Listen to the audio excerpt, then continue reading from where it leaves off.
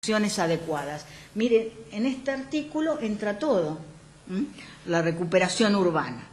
Y me he olvidado de una ley que es reciente, la 14.709, del paisaje protegido.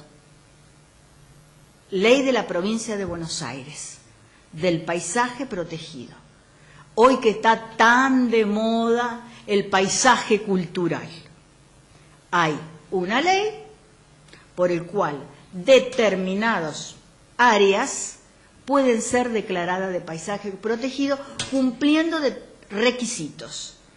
Que es muy claro que, digamos, ahora nosotros estamos en un plan de trabajo aquí, estamos estudiando con la arquitecta Arias el tema de la costa, ¿no es cierto?, del paisaje protegido de la costa, y no sé, estoy estudiando bien si cabría una ordenanza o si habría que directamente sancionar una ley del paisaje protegido del borde costero de Mar del Plata, una ley provincial.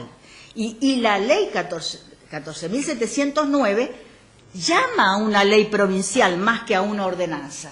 Y bueno, estoy estudiando eso, porque me parece que una ordenanza no alcanza para proteger la costa, la costa de Mar del Plata.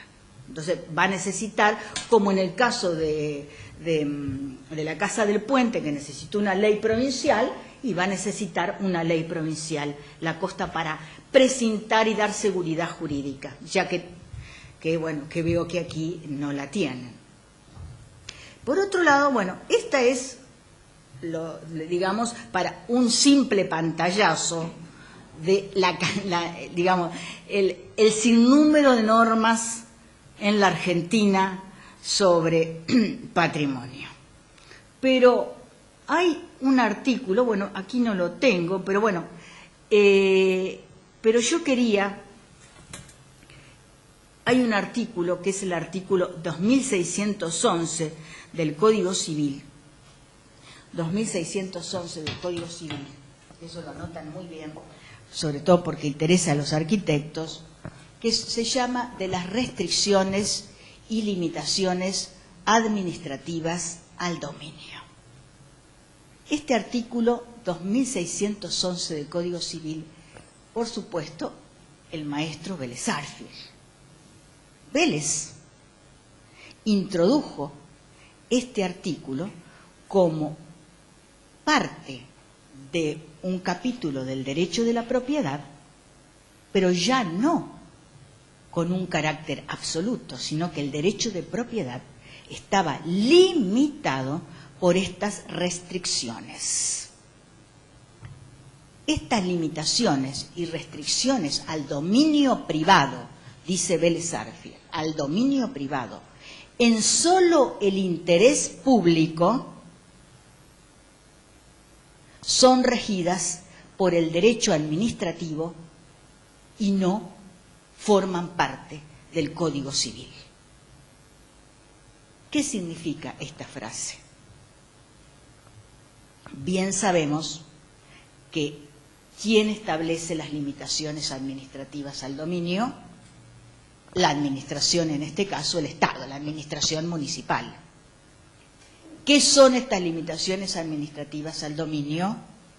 Los códigos de planeamiento urbano, de ordenamiento territorial, los códigos de habilitaciones y permisos, los códigos de la edificación. Estas son las limitaciones administrativas al dominio. No son parte del derecho civil.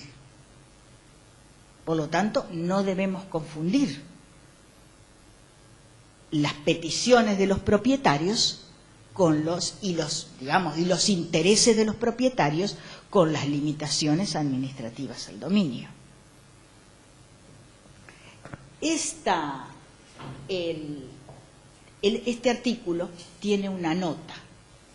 El 2611, Vélez Arfiel explicaba a través de su texto las notas, explicaba el artículo y dice, por ejemplo, no se puede construir cerca de las iglesias, porque la ley de partidas establece que las iglesias son casa santa de Dios. Así dice Vélez en la nota. Bueno, ¿ustedes recuerdan cuántas iglesias tienen un edificio al lado? Varias. Este es el artículo patrimonial de Vélez Sarsfield. Después dice, no se puede construir cerca o lindero a la casa del príncipe. La casa del príncipe sería digamos, el palacio de gobierno. Bueno, si ustedes van al piso, no sé, 20 del Banco de la Provincia de Buenos Aires, yo lo vi, y ven la Casa Rosada, atrás de Puerto Madero hay un edificio impresionante que tapa la Casa Rosada. ¿Entiende? En cambio, si ustedes ven la Casa Blanca, en Estados Unidos, la ven sola. ¿Por qué? Porque dice Vélez que la casa, digamos, la casa del príncipe es donde se debaten los asuntos del Estado, los asuntos secretos del Estado. Era las leyes de partidas, pero son realmente normas urbanísticas las de Vélez.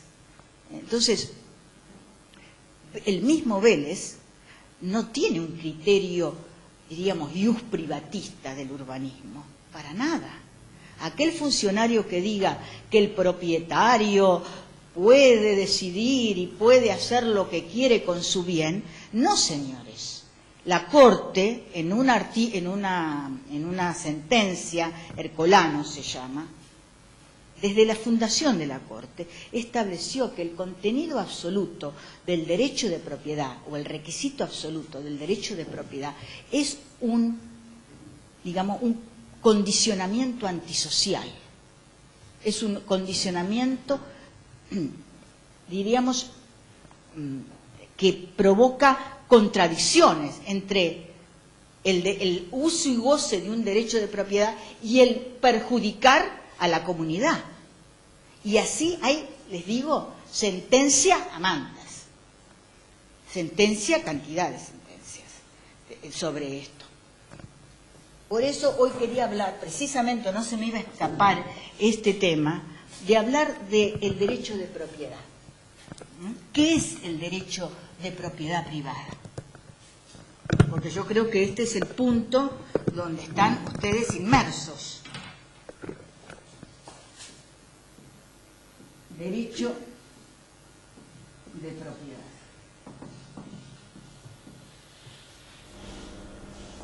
El derecho de propiedad tiene tres caracteres.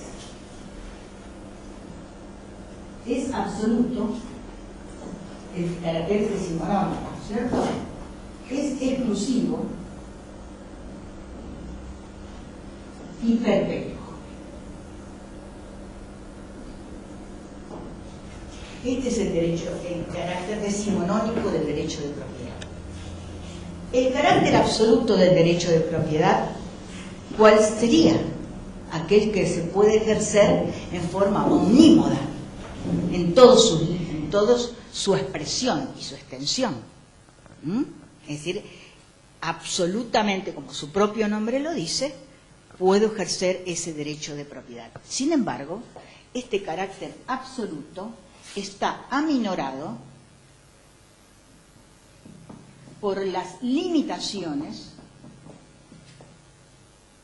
administrativas al dominio, lo que acabamos de decir, en interés público.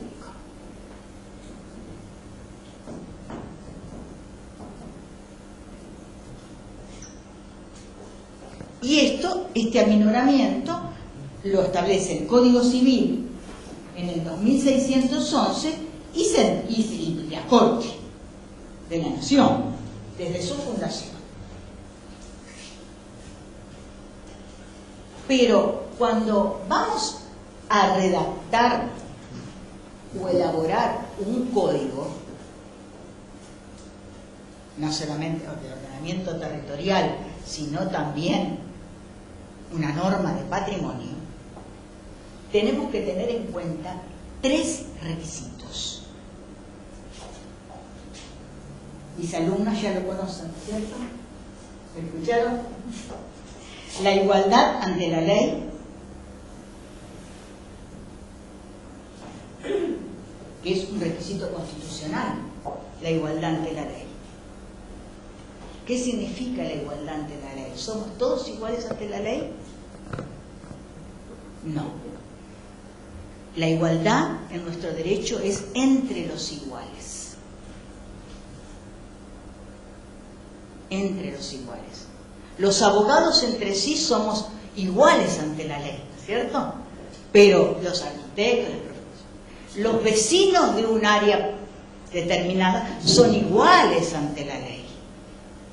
Pero los vecinos de San Telmo no son iguales a los vecinos del centro de Mar del Plata. Es la igualdad entre los iguales. Ese es el principio que debemos tener en cuenta en las limitaciones administrativas al dominio.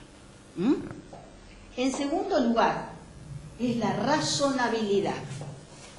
Cuando el principio de igualdad ante la ley es el artículo 17 de la Constitución Nacional. El artículo 17 de la Constitución Nacional es el principio de igualdad ante la ley. La razonabilidad. Cuando redactamos un código de ordenamiento territorial o una ordenanza de patrimonio o un capítulo vinculado al Código de Patrimonio Arquitectónico Urbano, la razonabilidad es la reglamentación de la ley de patrimonio de la provincia de Buenos Aires. Esa es la razonabilidad de las leyes. Creo que es difícil para que lo entiendan. La razonabilidad es razonable, es concordante, es una ley que respeta un orden jerárquico. Esa es la razonabilidad. Sí. Sí. El artículo es el 16. Sí, 16. Sí, pero perdón. La razonabilidad, Sí, la razón, sí, la igualdad. La manera a veces en que se Sí. explica la razonabilidad de una norma reglamentaria, de un principio, un derecho constitucional, es una adecuación entre medios y fines. Claro. Es proporcional a la finalidad buscada. Claro. El sacrificio que se le pide a alguien al restringirlo, limitarle su derecho de propiedad, el carácter absoluto de la propiedad, tiene que ser proporcionado a la finalidad. Claro, eso es lo que iba a decir yo en la tercera, la proporcionalidad. No podemos limitar el patrimonio, no podemos, la proporcionalidad, no podemos utilizar una norma que limite el derecho de propiedad, que limite el derecho de propiedad privada, no lo podemos utilizar si nosotros cercenamos en más ese derecho de dominio. Y la Corte ha establecido ese en más del 50% nosotros le indisponemos al propietario en un más del 50% y ya entonces ahí comienza a ser irritativo la limitación al dominio. Es lo que dice acá, colega, ¿no? Sí, colega. Sí. En Mar del Plata hay un solo caso en el cual se condenó el municipio por aplicar la ordenanza de preservación patrimonial, es un caso que se llama Perazo, resuelto por la Cámara Civil por una indemnización bajísima a quienes le impidieron disponer volumétricamente de esa propiedad. Es el único caso que hay. Ahí le aplicaron el principio de proporcionalidad. Exacto. Claro. El agravio. Claro. Sí. Y en la Corte creo que hay dos casos. Sí. Los más importantes de sacrificio patrimonial por esta causa es uno es Mar del Ende, donde la limitación era del 33%, y hay uno anterior que se llama Río Belén, donde eran sesiones de la ley provincial, o el decreto de ley provincial anterior al 8912, sesiones urbanistas a desarrollos donde la limitación fue del 1,5%. Bueno, claro. Casos importantes. Claro. Pero, digamos, en realidad la norma urbanística, digamos, la indisponibilidad del más del 50% ya hace que un propietario se vea imposibilitado a ejercer ese derecho de dominio. ¿no? Sí, yo tengo un artículo escrito sobre esto, que bueno, porque es muy técnico, pero si quiere después le sacamos fotocopias donde están, digamos, los sucesivos casos así citados, para que vean ustedes que no se puede con el derecho de dominio, no cual, digamos, hay que en realidad introducir razonablemente la limitación. Esto es lo que está ordenando la Constitución.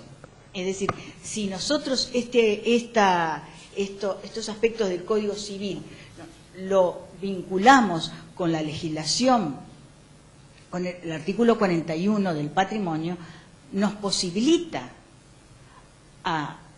por supuesto, a limitar el dominio en razón del patrimonio cultural y natural, lo que en realidad aquí para digamos, establecer el marco jurídico necesitaríamos una ley provincial de patrimonio cultural y natural adecuada, no la que existe ahora, que crea una comisión de personas notables que van a decidir unas determinadas declaratorias. Esta no son es decir, esto era antes del año 1994.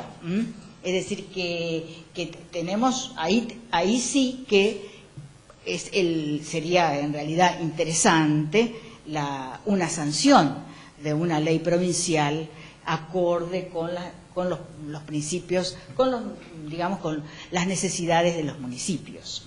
Nosotros en la provincia de Santa Cruz lo hicimos a través del Consejo Federal de Inversiones. Se sancionó una ley del patrimonio arquitectónico, urbano y natural, y una ley provincial de arqueológico y paleontológico, porque allí hay muchísimas, digamos, imagínense, también están las mineras y también está el petróleo. Entonces, con esas dos leyes, ahora estamos, digamos, basadas en esas dos leyes, estamos redactando las ordenanzas municipales de cada una de las localidades. Es decir, imagínense, por ejemplo, Calafate era un lugar hermosísimo. Terminó siendo, bueno, si ustedes conocen Calafate ya se habrán dado cuenta. Sin embargo, se redactó la ordenanza y los concejales, los señores concejales, porque la redactamos con los concejales, con los planos de la ciudad, eran los más interesados en proteger el patrimonio, diríamos, de Calafate. Pero así les puedo decir de Puerto Santa Cruz, que fue la capital de la Patagonia, antes de que la Patagonia se dividiera en provincias. Puerto Santa Cruz, una ciudad histórica, inclusive no solamente para la Patagonia, para la Argentina, donde el gobernador Moyano iba a buscar los malvinenses. Hay una conexión muy grande entre los malvinenses y la Patagonia, porque muchos habitantes de Malvinas de aquella época fueron buscados por el gobernador Moyano para poblar nuestra Patagonia. ¿Entienden? Entonces, Puerto Santa Cruz es un lugar que hay, digamos, un reservorio histórico muy grande, y además hay grupos de malvinenses viviendo allí, que no lo sabíamos, no lo sabemos, en general no se sabe, pero digamos hay historia en esos lugares, y los mismos concejales son los que frente a planos ellos mismos delimitan y están interesados en la protección de que esas ciudades no se vuelvan especulativas, no se destruyan, no existe el retiro,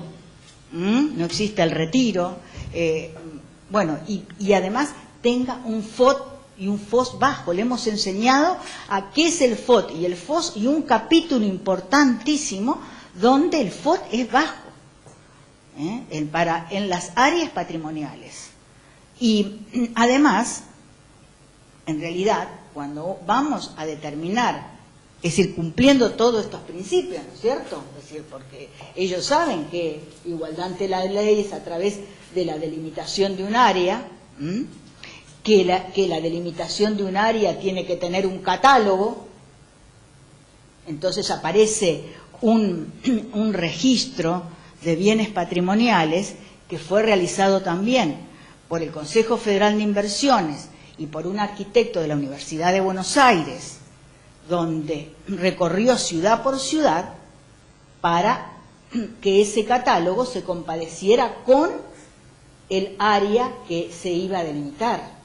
¿Entienden? Entonces, no aparecen situaciones aisladas o edificios aislados. Aparece el catálogo más el área que lo contiene, en virtud de estos principios.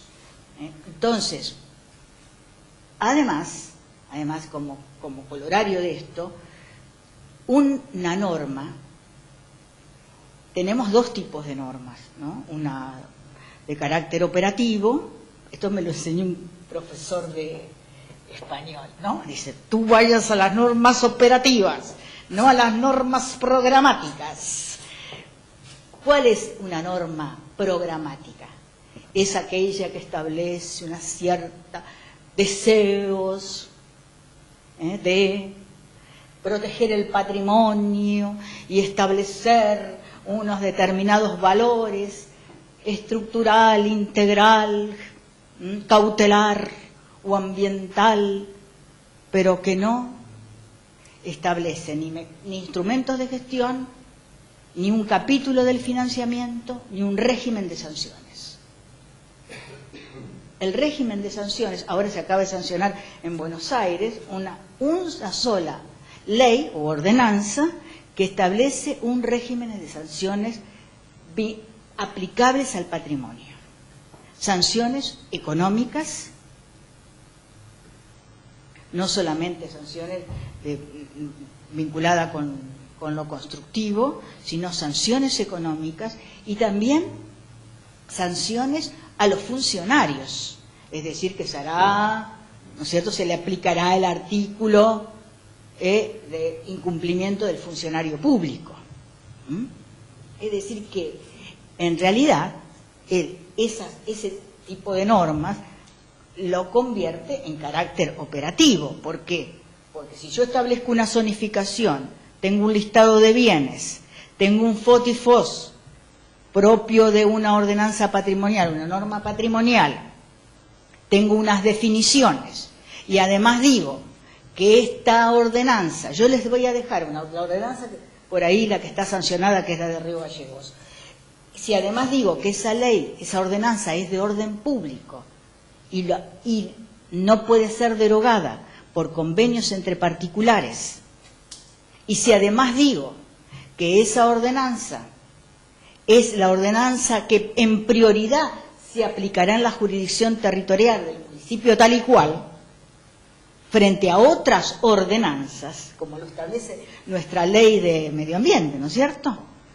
Entonces, si es prioritaria su aplicación, nadie la puede derogar y la aplicó y podría, y además digo que se puede modificar cada 3, 4, 5 años, depende de la realidad, podemos ir ajustando una norma. Eso es lo que le quería explicar en síntesis. Es decir, podríamos ir buscando los instrumentos para ajustar, precintar la norma, y no caer en esto de ese código de preservación patrimonial. No quiero hacer una alegoría de los abogados, por favor, pero vieron, los arquitectos son muy malos metiéndose con el derecho. Muy malos, cero, no es muy bien 10, cero, porque todos estos requisitos hay que saberlos para en el momento de redactar, porque en primer lugar, extender el plano de la ciudad de Mar del Plata me parecería digno, ¿no es cierto? Y empezar a identificar cuáles son las áreas patrimoniales en virtud de estas limitaciones administrativas al dominio. Eso es lo primero.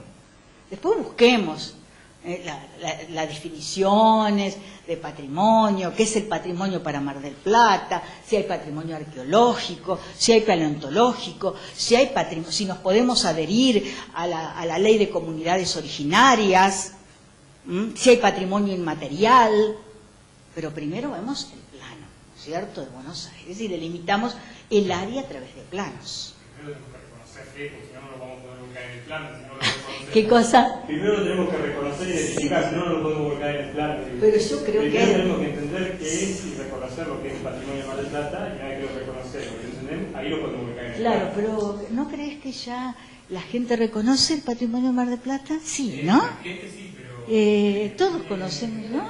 Sí. Quien tiene el poder de decisión puede... Ah, claro, el que tiene el poder de decisión. Pero es muy interesante. Que son los concejales. Está bien que por ahí yo Sí. manejo todas estas Sí. cuestiones, además porque soy antropóloga. Trabajé algunos temas de este tipo, pero creo que nos olvidamos realmente a los capitales efectivos, es decir, a los verdaderos actores que están inclusive detrás de los tomadores de decisiones formales que pueden ser funcionarios. Entonces, bueno, tal vez desde mi modesto trabajo compartimos, bueno, hemos realizado estudios cualitativos, entonces hay determinadas cosas que están mucho más allá del plano de la ciudad, podemos tener muchas coincidencias y si realmente, por eso creo que te preguntaba a vos, esto no es una cuestión de que los arquitectos no tengan formación en derecho y los antropólogos tampoco, sino que creo que ha llegado el momento que se habla de consultar, ¿no es cierto? Es decir, acá las decisiones se toman aproximadamente y tenemos absoluta certificación de esto en un conjunto de 10 personas, entre las cuales hay abogados, martilleros y arquitectos muy prestigiosos y que obviamente se toman en sociedad. ¿Pero tú crees que en Buenos Aires no existe? Yo creo Que sí. En este ¿Tú sentido crees la que- academia está absolutamente desvalida, llámese universidad o llámese colegio. Sí, en todos lados existe. Una sola cuestión con Sí. relación a eso. Es que yo creo que mucha de esta legislación, la incipiente regulación urbanística que tiene todo nuestro país y aún la provincia de Buenos Aires, que es uno de los grados locales más desarrollados. Sí. Y la ambiental tiene para mí dos de las características que tiene toda la legislación latinoamericana, que es voluntarista Exactamente. y le da carácter mágico, simbólico, ¿no? absolutamente Pero yo además yo trabajo en general con estas empresas y todas las personas que mencionan, así que para hacer otra cosa distinta, que es tratar de generar conciencia de armar planes de negocio a largo plazo, pero también para que todas estas regulaciones no sean ajenas al mercado, porque si el disco de la revolución no tiene en cuenta que las empresas tienen poder de lobby, pueden generar destrucción de cadenas de valor, lo que tienen que tratar de generar son ambientes para que las inversiones se desarrollen sin destruir las cadenas de valor y sin destruir los bienes patrimoniales o las áreas de preservación. Y hay instrumentos en todo el mundo dirigidos a preservar, la preservación por área. Yo llegué tarde a la charla que dio la arquitecta Andrioli, pero vi justamente ahí 3 instrumentos de gestión dirigidos a paliar eso, que son la compensación, que es algo muy discutible, se lo mencionó recién al pasar, con un grado bastante crítico, pero hay instrumentos de gestión dirigidos a paliar la sustitución, la transferencia, el régimen que hay en Brasil, en Colombia, en algunos lugares de Europa, que funcionan bastante bien y que permiten armonizar los derechos, no tanto del propietario individual, sino del empresario, con los derechos a la preservación, ¿no? Eso es lo que me quiero buscar acá, ¿no? La legislación al margen del mercado está libre. Pero yo le dije... responder vos. Pero mira... El agravante acá es que, a ver, porque todo ese cuerpo físico... No, pero yo quisiera poner un ejemplo porque conozco perfectamente el tema especulativo en Mar del Plata. El tema del empresariado es para fijarle reglas claras, ¿entienden? Yo he trabajado con empresas mineras